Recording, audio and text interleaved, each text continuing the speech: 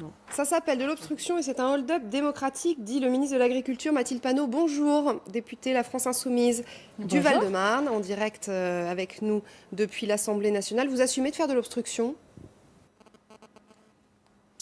En tout cas, c'est eux qui font de l'obstruction démocratique. On n'aurait pas déposé 19 000 amendements s'il n'y avait pas eu des manifestations avec des millions de personnes, plus de 61% des Français qui sont opposés à cette réforme, des gens qui le disent en chantant, en dansant, en faisant grève, avec un mouvement qui est le plus long le plus long mouvement social qu'on ait eu depuis 1968 et qu'ils n'écoutent pas. Et puis alors là, quand on arrive au débat parlementaire, nous faisons notre travail d'opposition parce que concrètement, on n'a jamais vu ça. Un texte sur lequel l'étude d'impact est truquée, le Conseil d'État lui-même dit que cette étude d'impact est truquée. On a 29 ordonnances qui vont être faites, donc où le Parlement va voter sans savoir ce qu'il y aura dans la loi.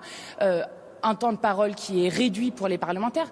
Donc honnêtement, on ne peut pas nous faire le jeu de la démocratie sur cette question parce que concrètement, nous faisons notre travail d'opposition, de dire respecter la démocratie, écouter les Français et les Françaises et retirer cette réforme ou au moins présentez-le à référendum au peuple français. Mais Mathilde Panot, est-ce qu'il ne faudrait mieux pas se battre sur le fond de ce texte en fait, plutôt que en faisant de l'obstruction, ce qui va amener, on en parlera avec Dominique Chagnollaud tout à l'heure, mais ce qui peut amener à tout et n'importe quoi, et par exemple le 49.3, même si le gouvernement pour l'instant s'en défend.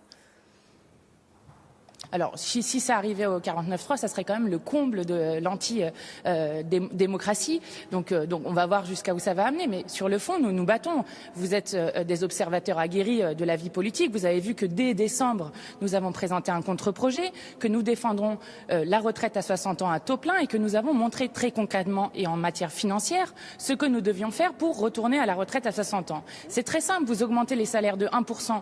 Vous avez 2,5 milliards qui vont dans les caisses de retraite.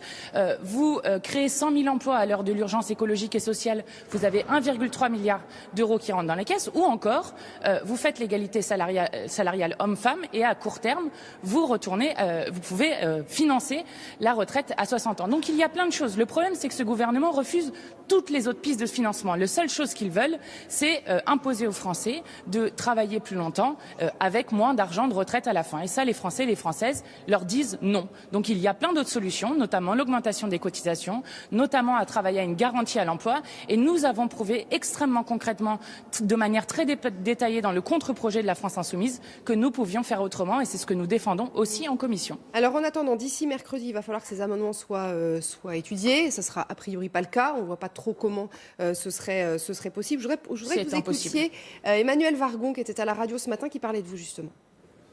La réforme des retraites, je pense qu'il faut qu'on continue à discuter. C'est pour ça que cette obstruction, elle est triste. L'obstruction de la France Insoumise avec 20 000 amendements, ça ne permet pas de discuter du texte. Donc on ne peut pas nous dire à la fois votre réforme, elle ne va pas, il faut la changer et faire tout ce qu'on peut pour que le débat parlementaire soit stérilisé. En fait, la France Insoumise refuse de considérer que nous sommes dans une démocratie, refuse le fonctionnement normal de la démocratie et ça, je trouve que c'est irresponsable.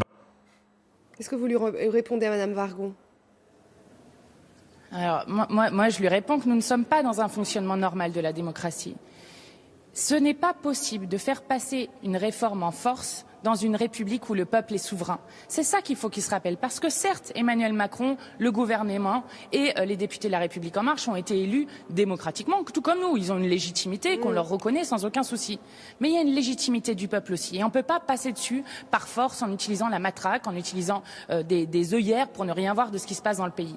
Ça, c'est irresponsable et ça met le pays à feu et à sang. Nous, ce qu'on dit, c'est nous sommes pour discuter d'une nouvelle réforme, puisque nous ne sommes pas pour rester à la retraite à 62 ans.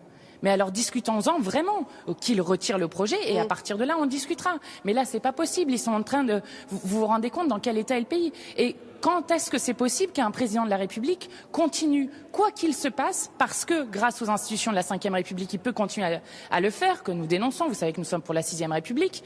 Comment est-ce possible qu'il puisse continuer juste du fait des institutions à fouler du pied la volonté populaire qui est largement majoritaire? Donc oui, ce que nous défendons à l'Assemblée nationale aussi, c'est une colère majoritaire dans le pays. Oui. Et si nous voulons en sortir par le haut, alors il faut retirer la réforme ou demander leurs avis aux Français et aux Françaises. Alors vous dites c'est un fonctionnement anormal de la démocratie. Je poserai la question dans une seconde à Dominique Chagnollaud, qui est constitutionnaliste et qui va pouvoir nous répondre de façon absolument technique et très claire.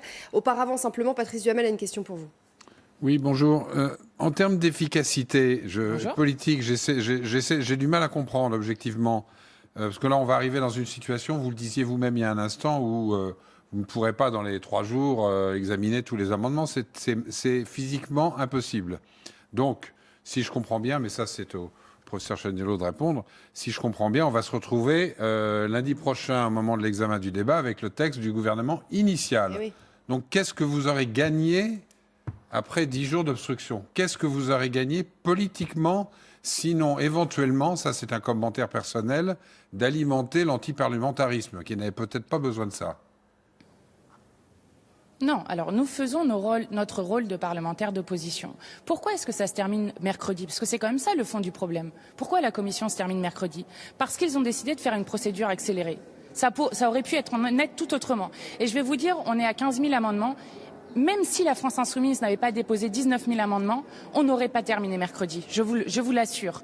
Donc la question, c'est de savoir dans quelles conditions est-ce qu'on examine ce texte. Et c'est pas possible de continuer à examiner un texte à trous tel qu'il est fait. Donc ce que nous faisons politiquement, c'est que nous relayons cette colère qui existe dans le pays, que nous utilisons toutes les armes politiques qui sont à notre disposition pour freiner ce projet, puisque nous sommes pour le retrait, ce qui est en cohérence avec ce que nous portons, et nous continuerons à le faire, puisque tant qu'ils n'écouteront pas le peuple, tant que le peuple ne sera pas écouté quoi qu'il fasse, nous devons, nous, en être le relais, et c'est très regrettable qu'on arrive en séance dans des conditions qui vont être, à mon avis, extrêmement dures, puisque s'ils n'utilisent pas le 49.3, il y a d'autres choses dans le règlement qui puissent utiliser, notamment le temps législatif programmé qui limite le temps de débat et donc limite le temps de parole aussi des oppositions. Alors justement, on va poser la question à Dominique Chaniolo. Merci beaucoup en tout cas Mathilde Panot d'avoir été avec nous. On a entendu vos arguments.